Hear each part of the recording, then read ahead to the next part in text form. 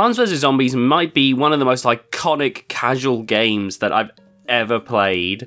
And to give away some of my thoughts on the game, I ended up replaying it for this review. I've beaten it several times before already. Plants vs. Zombies doesn't really need an introduction, but for those who are somehow not aware about this game, it's a simple experience where you have different lanes that zombies are coming down to try and get to your house to eat your brains, but you have this increasing range of different plants that you use to take them on.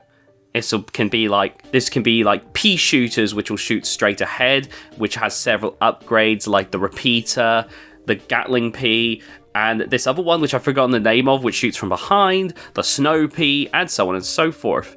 But there's also other things as well, like the walnut and the tall nut, which act as defensive plays to basically buy you some time, especially if you're still building up your defenses, or if it just turns out to be a little bit too much for you to deal with in that moment. There's stuff like the potato mine, which can take a while to build up, but will instantly destroy a zombie if need be. There's the cherry bomb, which is quite an expensive item as it uses lots of sun, which is the currency in the game, but it can wipe out zombies across 3 different lanes, which makes it a good item to use if you need something to desperately save your run.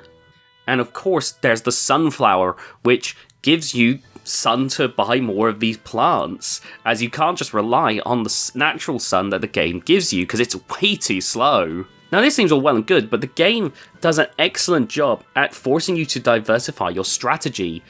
For instance, it adds these 2 pond lakes, meaning that as you're juggling the 6 lanes, you've now got to figure out the best strategy there, as you get several aquatic plants, as well as lily pads, so if you want to keep using your land-based objects, it takes a little bit more setup, but it can still absolutely be used as a viable strategy.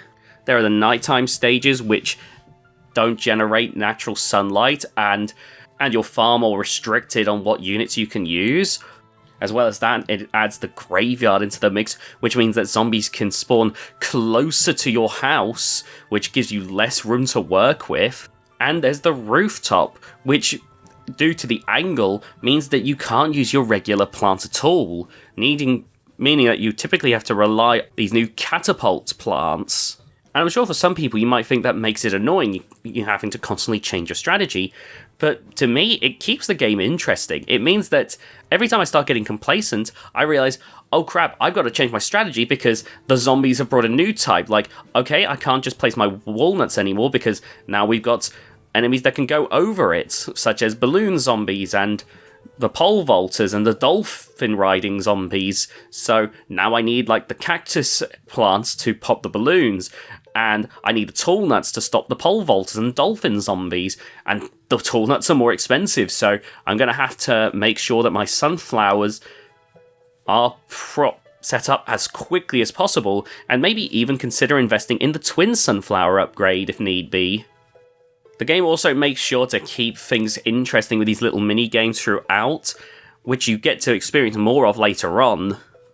But the game means that no matter how many times you replay it, it keeps itself relatively interesting. Plus, once you get good enough, it's fun to just toy around and see what you can get away with. And after you've beaten the main game, there's still several other game modes. For instance, there are these mini-games which have several interesting game modes, and which for the most part are pretty fun and allow you to explore different things.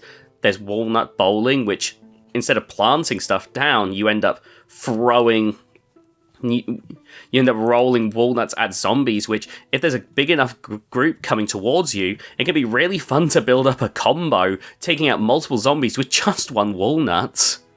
There's stuff like the vase breaker minigame, which requires you to be somewhat careful with how you go about this, as you want to make sure that you're breaking them in just the right order so you can build up your defenses, mainly relying on luck to be fair, as you could end up breaking a whole bunch of the zombie ones before you end up getting yourself some plants. But it feels all the more rewarding when you've managed to plan things out carefully enough that when you're able to actually deal with what's to come. And there's a whole bunch of mini-games that I could go into. The only mini-games that I wasn't crazy about were the Bejeweled ones. I wasn't a fan of these, I can't lie. There's also like stuff like the Zen mode, which again I wasn't crazy about. I've never played that the whole lot. Maybe there's something I'm missing there. Feel free to let me know in the comments. And one of my favourite bits was iZombie in the puzzle section, because it's just fun to swap it around and try to think tactically about how to get the zombies to go through these defences.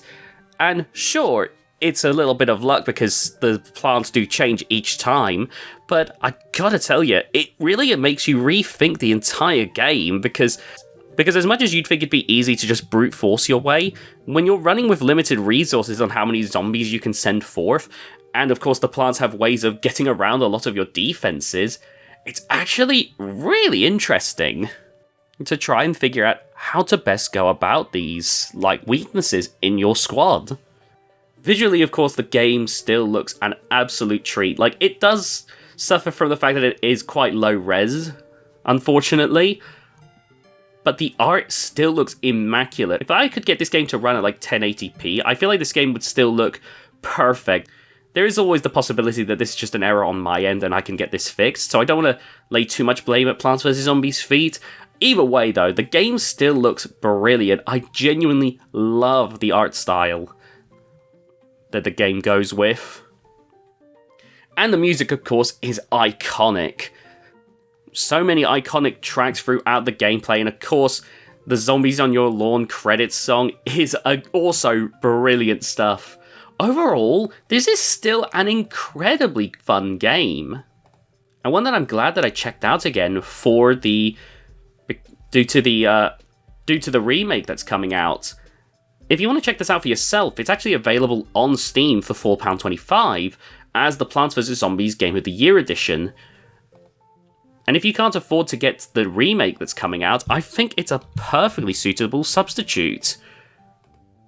Of course, I say that having not played Replanted at the time of recording, so I could end up eating my words if it turns out to be a crazy experience. But either way, I highly recommend you checking this out.